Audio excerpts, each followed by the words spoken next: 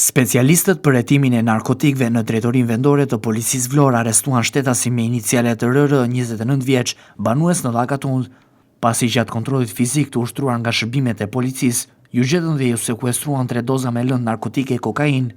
Specialistët për hetimin e krimeve në Komisariatin e Policisë Sarand referuan materialet në prokurori dhe nisën procedimin penal për shtetasit me inicialet II 38 vjeç, banues në Sarand, pasi ndaj tij ka bërë kazim shtetasja me inicialet MŠ, banuese në Sarand, se ky shtetas e ka fyer dhe ka kryer veprime vëgjyësie duke bllokuar një linjë uji të cilën ajo e përdorte.